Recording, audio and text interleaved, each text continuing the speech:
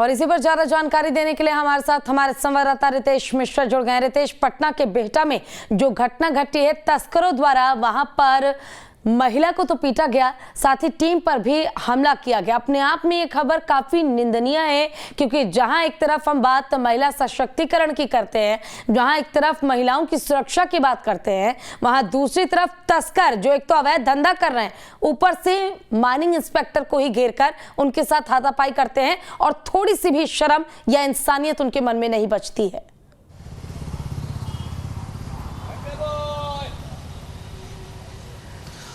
बिल्कुल सही कहा पूजा आपने। आप सोचिए कि पुलिस का क्या इकबाल रहा है और लॉ एंड ऑर्डर की स्थिति क्या रह गई है बिहार में। महज जिस इलाके में ये घटना हुई है, राजधानी पटना से पुलिस मुख्यालय की अगर बात करें तो पुलिस मुख्यालय से महज इस इलाके की जो दूरी है वो 18 से 20 किलोमीटर की है। और वहाँ पर देखिए कि किस तरह से जो बालू माफिया है, उसके जो गुंडे हैं, वो किस तरह से खनन, जो माइनिंग पदाधिकारी हैं, इंस्पेक्टर हैं, उनकी पिटाई कर रहे हैं। और देखिए कि ये भी उन्होंने लिहाज नहीं किया कि इस पिटाई के चक्कर में वो महिला जो अधिकारी हैं उनको भी बेरहमी से घसीट कर बालों को खींचकर मारा गया है। ये बताने के लिए काफ़ी है कि बिहार में जो आए दिन लॉ एंड ऑर्डर पर सवाल उठ रहे हैं, वो सवाल ऐसे नहीं उठ रहे हैं। और बालू माफिया हो चाहे शराब माफिया हो, अब उसमें कानून का, सरकार का कोई खौफ नहीं रह गया है। ये स्थिति तब है जब लगातार सरकार के लोग सुशासन का ढिंढोरा पीटते हैं,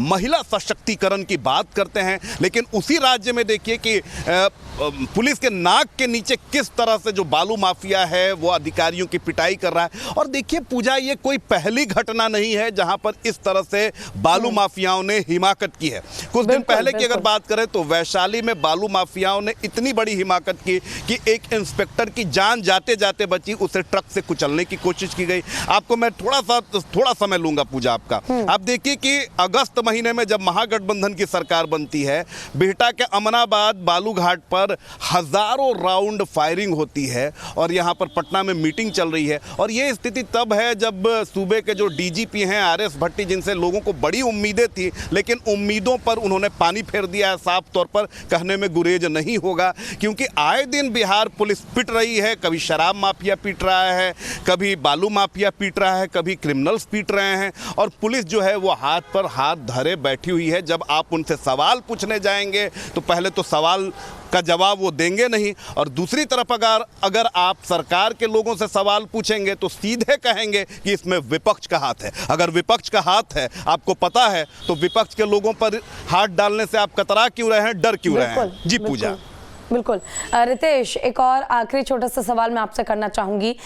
देखिए, बिहार सरकार व्यवस्थाओं का हवाला देती है, कहा जाता है कि तमाम व्यवस्थाएं की गई हैं। ठीक है, आप शराब पीकर मरने वाले पीड़ित परिवार को मुआवजा तो दे देंगे, लेकिन बार बार जब उत्पाद विभाग हो, पुलिस हो, प्रशासन अधिकारी हो, उनकी भी तो जान है, उनकी भी तो जिंदगी है।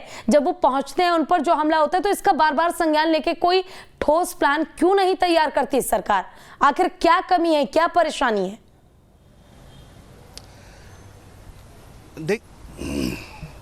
देखिए, सबसे बड़ी बात है कि नीचे से ऊपर तक अधिकारियों की मिली भगत है। कुछ राजनीतिक आका भी हैं, क्योंकि पिछले साल जब अमनाबाद में गोलीबारी हुई थी, मैं खुद वहां पर पहुंचा था और मैंने पुलिस अधिकारियों से पूछा कि आप छापा क्यों नहीं मारते हैं। उन्होंने साफ तौर पर ऑफ कैमरा कहा है कि देखिए कि ऊपर तक पैसा जाता है, बड़े बड़े अधिकारी मिले हुए हैं, तो फिर हमारा कुछ इस पर अगर हम कार्रवाई करते हैं तो उल्टे हमारे ऊपर कार्रवाई हो जाएगी। सबसे बड़ी बात है कि बालू माफियाओं से भी हमने बात की, हमने पूछा सवाल कि आपने इतनी बड़ी हिमाकत कैसे कर दी, तो साफ तौर पे कहा है कि जब पैसा हम दे रहे हैं बड़े अधिकारियों को, बड़े नेताओं को, तो जाहिर सी बात है कि कमाई तो करेंगे ही। तो जिस स्टेट में पुलिस का अधिकारी मिला हुआ है, नेता मिला हुआ है, तो आप समझ सकती हैं कि बालू माफिया हो या फिर शराब माफिया, अगर उनकी हिमाकत हो रही है। बिल्कुल, देखिए कहीं ना कहीं माफियाओं को सफेद पोश लोगों का सपोर्ट जो है, ये सपोर्ट रखना बहुत जरूरी है।